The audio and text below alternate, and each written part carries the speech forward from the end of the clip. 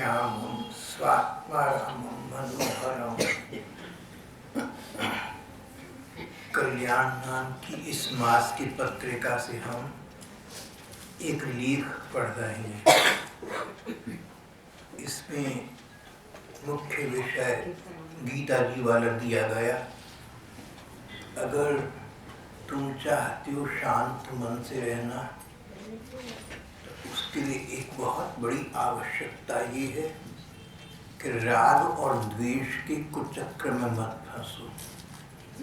राग, किसी को अपना समझकर उससे प्यार करना।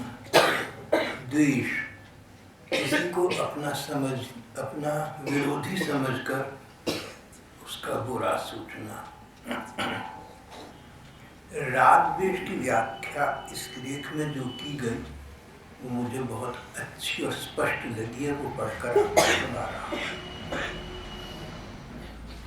गीता आदि धर्म ग्रंथ इस विषय में सभी एक मत हैं कि आप अपने स्वजनों के साथ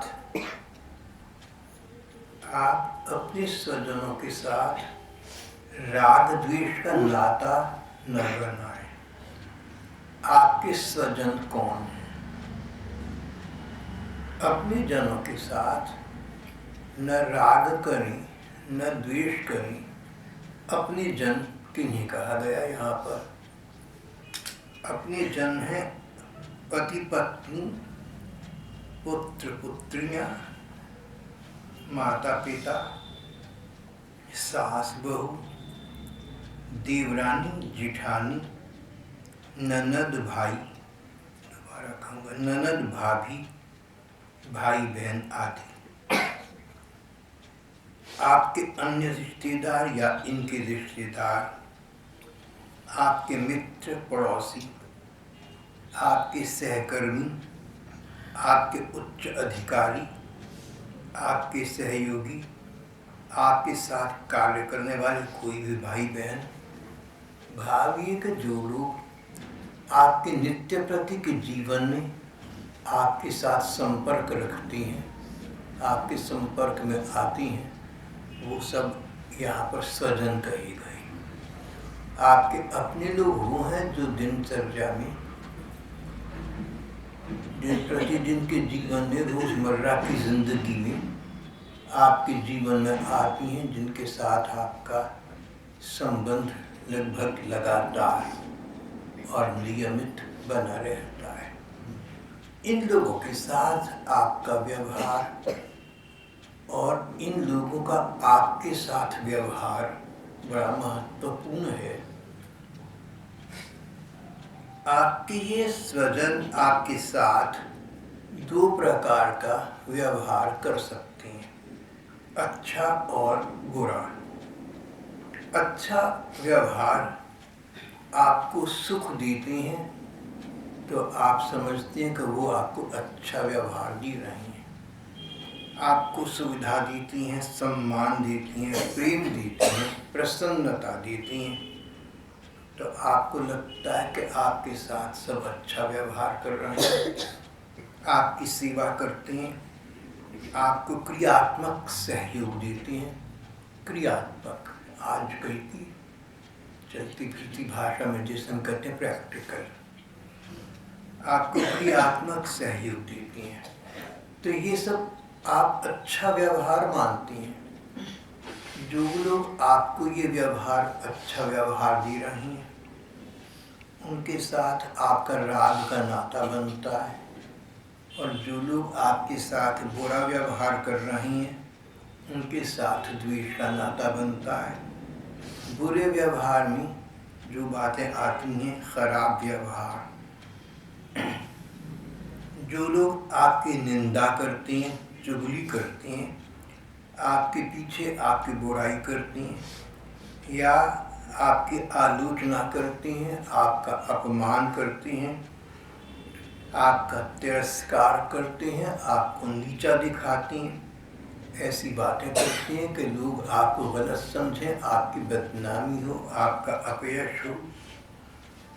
जो लोग आपको रुपए पैसे की हानि पहुंचाती हैं या आपके शरीर के कष्ट का कारण बनती हैं, जो लोग आपको चिंता या अशांति में डुबोती हैं, जो लोग आपको निराशा और दुख में डालती हैं, ये सब आपको लगता है कि बुरा व्यवहार कर रही हैं, ये सब खराब व्यवहार कर रही हैं, इनके साथ द्वेष का नाता हो जाता है।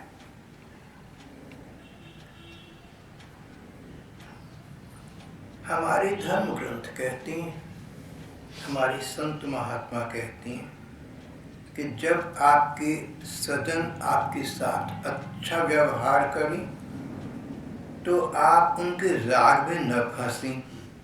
यदि वे आपके साथ बुरा व्यवहार करें तो आप उनके द्वेष में भी न फंसें।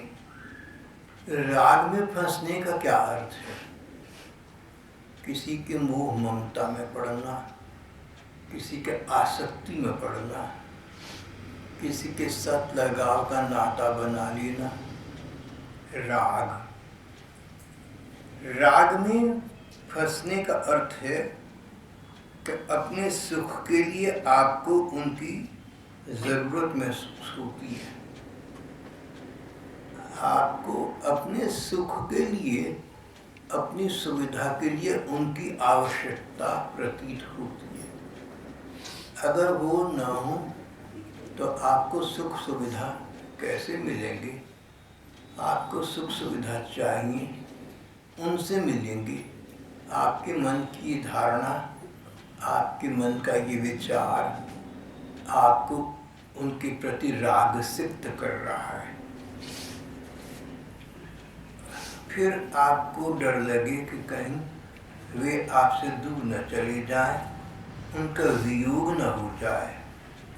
अगर उनका वियोग होगा तो आपको दुख होगा, आपको चिंता, अशांति होगी। जो लोग आपके साथ अच्छा व्यवहार करते हैं वो आपसे दूर हो जाएं, ये डर लगना, कहीं ये हमसे वियुक्त न हो जाए, ये चिंता करना, ये सब राग है। और कहीं सचमुच उनका वियोग हो जाए तो आप दुख पर दुख पाए जाएं, ये आपका उनके साथ राग का संबंध है। इसी प्रकार द्वेष में फंसने का अर्थ है जो लोग आपके साथ बुरा व्यवहार कर रहे हैं उनके विषय में क्रोध विरोध आपके मन में आना, मन में उनको बुरा समझना, उनका बुरा सोचना या उनसे बदला लेने की मन में भावना पनपाना या मन ही मन उनसे नाराज रहना, व्यवहार में उन पर क्रोध करना या उनके साथ झगड़ा करना, ये सब द्वेष है। राग और द्वेष आप देखेंगे दोनों ही आपके खतरनाक शत्रु हैं, दोनों ही आपको हानि पहुंचाने वाले हैं। राग भी हानि पहुंचाएगा और द्वेष भी हानि पहुंचाएगा। तयोर्नवशम् आगच्छेत्, तयोर्नवशम् आगच्छेत्, दोनों के ही वश में मत होना। न राग के वश में होना, न द्वेष के वश में होना। अगर तुम इनके राग और द्वेष के वश में होते हो तो ये राग द्वेष तुमने अपने मन में पनपा लिए, तुमने अपने शत्रुओं को अपने मन में स्थान दे लिया, ये तुम्हारी हानि करेंगे। इनसे बचकर रहने के लिए धर्म ग्रंथ और संत महात्मा चेतावनी देते रहती हैं। द्वेष से आपको बड़ी हानि होती है। किसी के व्यवहार को आप समझें कि किसी का व्यवहार आपके क्लेश का कारण है, आपको उससे द्वेष होता है। द्वेष से आपको अनेक हानियां होती हैं। शरीर में रक्तचाप बढ़ता है, ब्लड प्रेशर, शर्करा बढ़ती है, डायबिटीज, दिल के दौरे होने की संभावना हो जाती है, हार्ट अटैक, कहीं कहीं लकवा मार जाने का भी खतरा उत्पन्न हो जाता है, पैरालिसिस, कैंसर जैसे असाध्य रोग भी मन में द्वेष रखने से उत्पन्न हो जाती हैं। मन में द्वेष रखने से मन मस्तिष्क में भयंकर अशांति हो जाती है, मन में तनाव रहता है। ऐसा व्यक्ति चिंता से ग्रस्त रहता है, उसको अवसाद हो जाता है, उसको डिप्रेशन हो जाता है। परिवार में कलह के कारण बन जाती हैं। आप परिवार में अशांति उत्पन्न करने का कारण बना देती हैं। आपके बच्चे, रिश्तेदार, उन पर भी बुरा प्रभाव पड़ता है, वे क्रोधी स्वभाव के बनते जाती हैं। इस प्रकार के द्वेषी व्यक्ति के रक्त में द्वेष रूपी जहर घुल जाता है। और सर्वोपरि अगर आप जीवन में कुछ कर दिखाना चाहती हैं या भगवान को पाना चाहती हैं तो साधन पथ से तो इस प्रकार द्वेषी व्यक्ति का निश्चित पतन होगा ही। आगे की बात करें तो मन में द्वेष रखने वाला आदमी मरने के बाद दुर्गति को प्राप्त होगा, सद्गति को प्राप्त नहीं होगा। द्वेष की ये हानि स्पष्ट है, पर अगर आपका अच्छा व्यवहार करने वाले जनों के साथ राग का नाता बना तो राग भी आपकी हानि करेगा। आमतौर पर भाई बहन राग के नुकसानों से परिचित नहीं होते। राग आपको जीवन भर डर और चिंता में डाले रखेगा। राग आपको उस दिन तो बहुत ही रुलाएगा जिसमें आपका राग है वह भगवान के घर चला जाएगा। यदि आपका शरीर पहले शांत हो गया तो अंतिम समय में आपको उनकी याद आएगी जिनमें आपका राग है, और उन्हें छोड़ने का आपको भीषण दुख होता रहेगा। आपकी मृत्यु भी चैन से नहीं हो सकेगी, और यदि वे आपके सामने चले गए तो आपका शेष जीवन अशांति और अवसाद में ही व्यतीत होगा।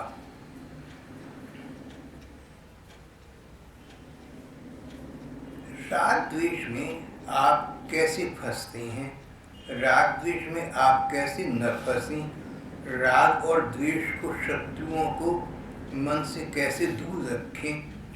इसको अपने मन को आप स्वयं समझा सकती हैं। आप राग द्वेष में फंसते हैं अपनी गलत विचारधारा के कारण से। गलत विचारधारा किसे कहती हैं? अब इस बात को सोचिए।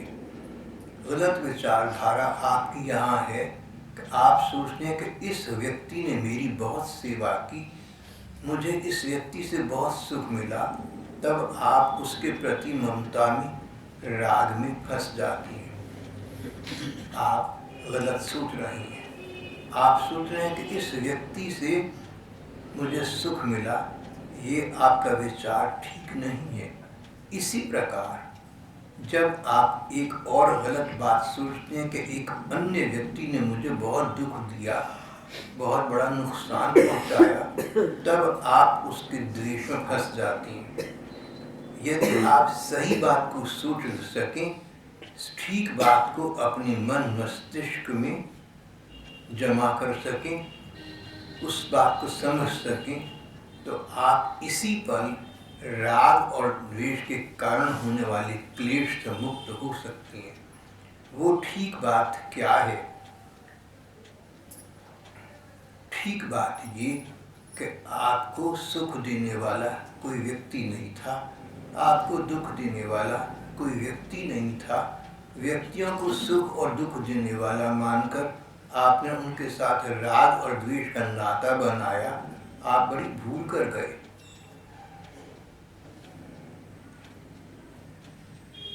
आप सही सच्ची बात को सोच लें कि मुझे किसी भी स्वजन ने किसी भी प्रकार का कभी भी न तो सुख दिया और न दुख दिया, तो आप राग द्वेष के कुचक्र से अपने को मुक्त रख सकते हैं। यहाँ पर एक प्रश्न आपके मन में उठेगा कि यदि राग और द्वेष आपके सुख दुख देने वाली नहीं दे रही तो कौन दे रहा है?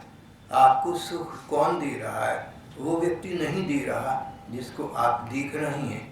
आपको दुख वो व्यक्ति नहीं दे रहा जिसको आप दुख देता देख रही हैं। तो कौन आपको सुख दे रहा है, कौन आपको दुख हो रहा है, आप इस बात को गहराई से विचार करें।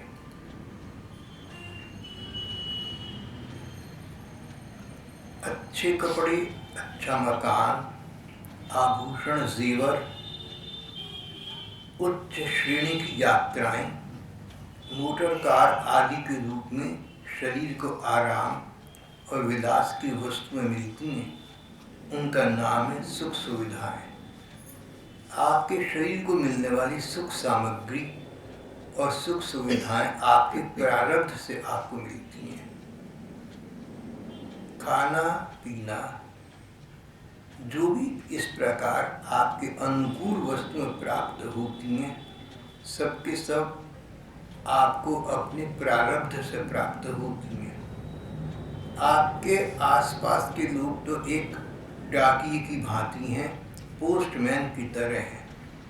सुख सुविधा या दुख दुविधा आप तक पहुंचाने में वे माध्यम बनी हैं, वे देने वाली नहीं है। पत्र भेजता है आपका बेटा, उसको लाकर देता है पोस्टमैन।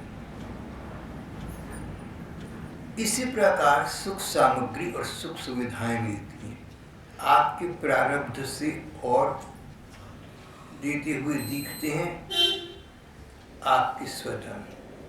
सुख सुविधाएं आपको मिलती हैं आपके पूर्व कर्मों से, प्रारब्ध से मिलती हैं, पर सुख सुविधाएं देते हुए आपको दिखते हैं आपके अपने आसपास के लोग। पर आप इस बात को समझें कि प्रारब्ध पहले बनता है, शरीर उसके अनुसार बाद में मिलता है।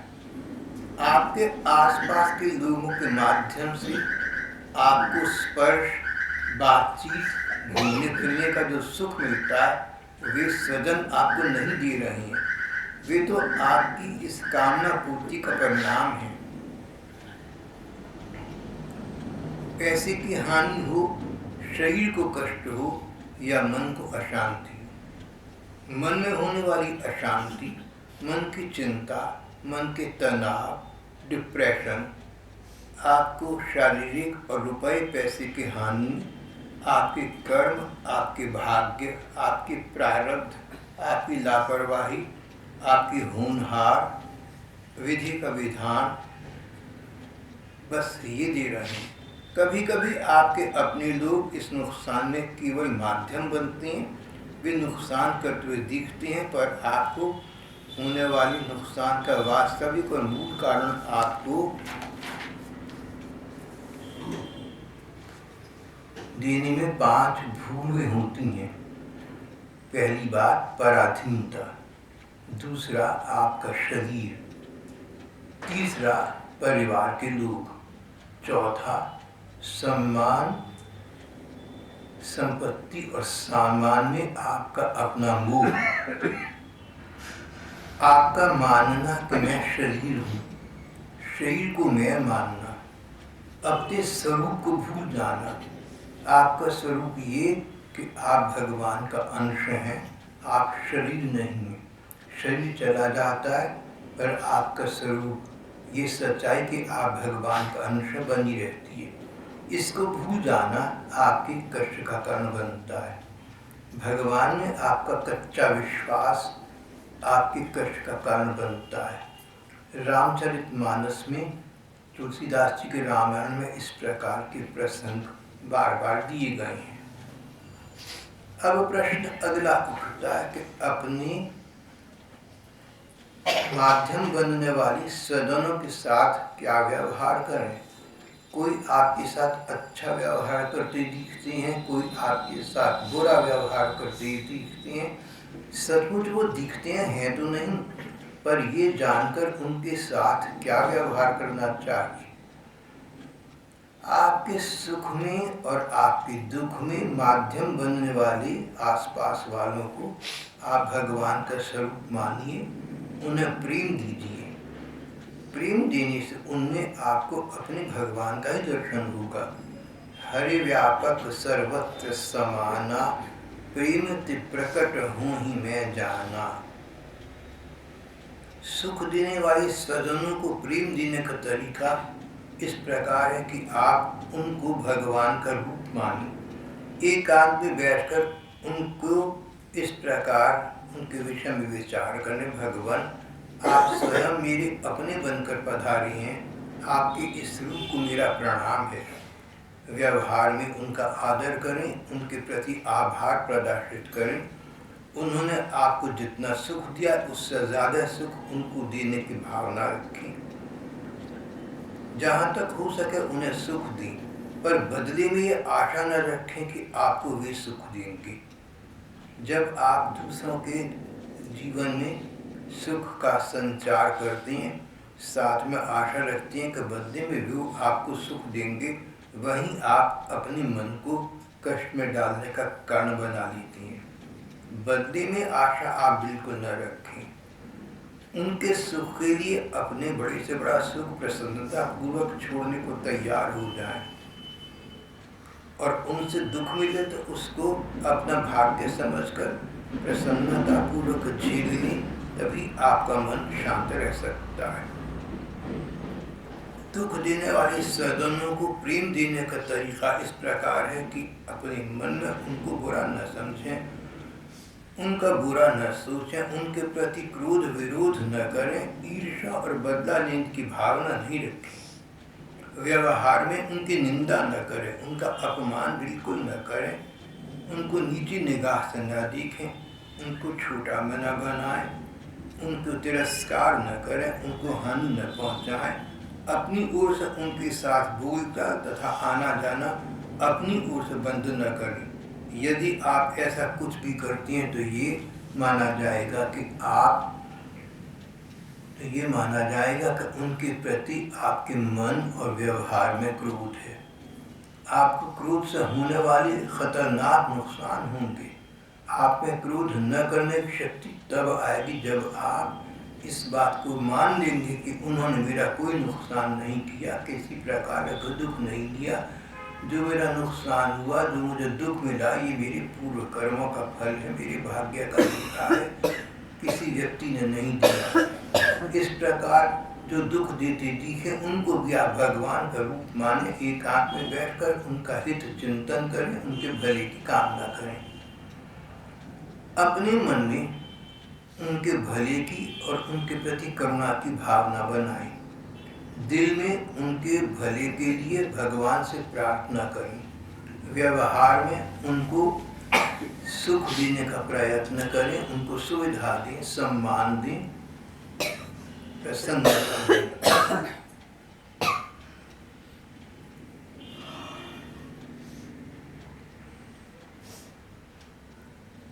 आप उनके हित के लिए बाहरी तौर पर उनके साथ कठोर व्यवहार करना पड़े तो भले ही कठोर व्यवहार भी करें, पर मन में उनके प्रति भीतर हृदय में करुणा बनी रहे। मन से कठोर व्यवहार मत करना, बाहर से करना पड़े सो अलग बात है। भगवान राम ने रावण को अनेक प्रकार समझाया, रावण नहीं माना, फिर भी राम जी को अंदर क्रोध नहीं आया, अंदर करुणा आई, हृदय में उसकी हित भावना हुई। मर्यादा पुरुषोत्तम भगवान राम ने अंगद से कहा था, अंगद शत्रु से ऐसी बात करना जिससे हमारा काम तो हो पर उसका कल्याण भी हो। काज हमार तासु हित हुई, काज हमार तासु हित हुई, रिपु मन करे हो बत कहीं सोई। भगवान ने रावण को मारकर उसको अपने धाम के स्थान पर भेज दिया, उसका कल्याण किया। उसको मारा नहीं, उसको तारा। उसकी पत्नी मंदोदरी को भगवान की करुणा का अनुभव हुआ। रावण की मृत्यु के बाद पत्नी ने ये बात स्वयं कही थी, अहु नाथ रघुनाथ सम कृपा सिंधु नहीं आन, जोग वृंद दुर्लभ गति तोहि दीन भगवान। मतलब ये कि तुम्हारा ये शरीर जन्म से दूसरों के द्रोह करने में तत्पर रहा। रावण की पत्नी मंदोदरी ने रावण की मृत्यु पर शोक करते हुए कहा, रावण, तुम्हारा ये शरीर जन्म से ही दूसरों के प्रति क्रोध करने में तत्पर रहा, ये पाप का समूह बना रहा। इतने पर भी राम जी निर्विकार रहे, उन्होंने तुमको अपना ध्यान दिया। मैं तो राम जी को नमस्कार करती हूँ। धन्य है, राम जी के समान कृपा का सागर कोई नहीं है। जिन भगवान ने तुमको गति दी, ऐसी गति दी जो साधारण योगियों को भी प्राप्त नहीं होती।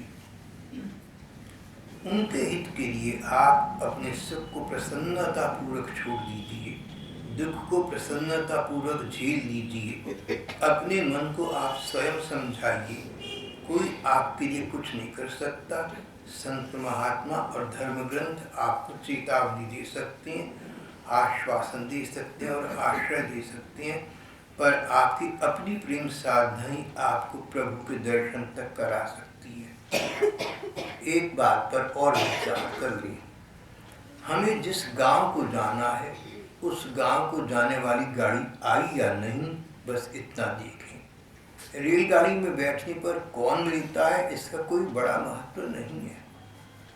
गांव जाना है, गाड़ी आई या नहीं, बस ये देखना है। गाड़ी में बैठने पर कौन मिलता है इसका कोई महत्व नहीं है। मान लो गाड़ी में कोई नहीं मिला तो हम आराम से सोकर या लेटकर अपने गांव जाकर विराजते हैं। इसी प्रकार हमें अपनी साधना करनी चाहिए, इसी प्रकार हमें अपना जीवन बिताना चाहिए। संसार कैसे बना, भगवान ने संसार क्यों बनाया, प्रकृति न्याय कैसे करती है, इन सब बातों के झमेले में पड़ने की आपको ज़रूरत नहीं है। इन तत्वों का निर्णय कभी होने वाला नहीं है। आप इस विषय में अपने मस्तिष्क को लगाकर कुछ प्राप्त नहीं करेंगे। ध्यान में ये रखिए कि निशंक होने के सिवा नाम स्मरण में स्थिरता नहीं आती। ध्यान में रखिए कि निशंक जब तक आप नहीं होंगे तब तक आपको भगवान का नाम स्मरण करने में स्थिर मन की प्राप्ति नहीं होगी। जब तक देह बुद्धि है, शरीर बुद्धि है, तब तक भगवान के नाम के स्मरण का महत्व ही समझ में नहीं आएगा। देखिए, यदि आप अपना भला चाहते हैं, अपना उद्धार चाहते हैं, तो भगवान का नाम स्मरण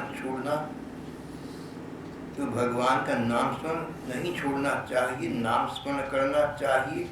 पर ये याद रखकर कि जो आपको सुख दे रहे हैं, जो आपको दुख दे रहे हैं, उनके साथ अपना संबंध न बनाएं। सुख देने वालों को सुख का कारण समझकर उनमें राग न करें, दुख देने वालों को दुख का कारण मानकर उनके साथ द्वेष न करें। यदि आप उनके साथ राग या द्वेष का नाता बनाएंगे तो ये राग द्वेष का नाता अगले जन्मों में फिर आपको कष्ट प्रदान करेगा। सदा सदा से इस जीवन में और परलोक में इनसे मुक्त करने के लिए इस बात को समझने की आवश्यकता है। और फिर आप भगवान के नाम का स्मरण करें तो अंततोगत्वा आपको मानसिक शांति की प्राप्ति होगी। इसके अतिरिक्त और कोई उपाय नहीं है। राग द्वेष से अपने मन को मुक्त रखिए। यहाँ पर ये प्रसंग समाप्त हो जाता है।